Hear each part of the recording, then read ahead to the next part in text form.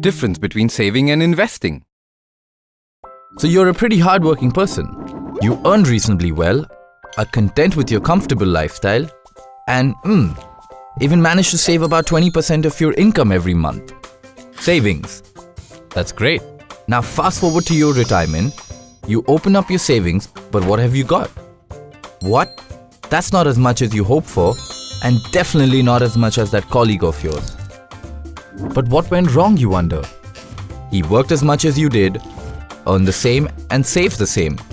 So why the massive difference in retirement funds? Well, the difference is that while you kept saving your money, your colleague was busy investing his. So, what are savings? Take a person's monthly income and deduct the expenses. These expenses could be anything from food, a visit to the movies or mall, school fees for the kids, EMIs on a house or car. You get the point. What they are left with after all expenses is the surplus. Well then, what is investing? Savings is money that is left after accounting for expenses, while investing is the process of growing this money. Confused? Here's an example of how this works. Say you have 100 mango seeds. Those are your savings. Now you could just put these seeds in a box and be content, but that would be a little silly, wouldn't it? On the other hand, you could go the smarter way and actually plant your seeds. If you plan carefully and are patient with the entire process, you will end up with a grove of mango trees that actually yield fruits. So instead of leaving the seeds idle, you actually put them to use and nurture the trees until they became full grown. This entire process can be thought of as investing. Think of it like this. Savings are the raw material, and investing is the process one must go through to get the yield. So a person has to begin with saving and then invest those savings in appropriate investment options to reach the next level. But what is this next level? And why is it important to take savings there? Well, say you want your precious daughter to become a doctor in 10 years' time. And assume that in today's terms, the estimated cost of that education is 50 lakhs. So you calculate that by saving 5 lakhs every year, you will be ready with the rupees 50 lakh kitty in 10 years' time. Perfect, right? But is that really going to be sufficient 10 years later? No. So what's playing the spoilsport? Inflation.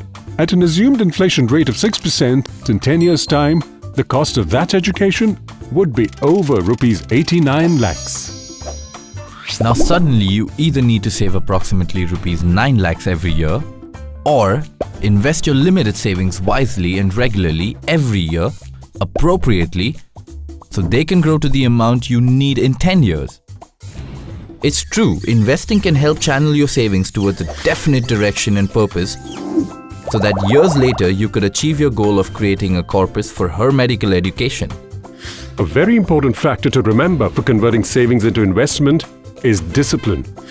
A matter of mere dedication, saving and investing regularly and religiously over a long period of time. Try to be extremely judicious when spending money and invest your savings keeping a goal in sight and a definite deadline to achieve that goal. Savings and investment are two sides of the same coin.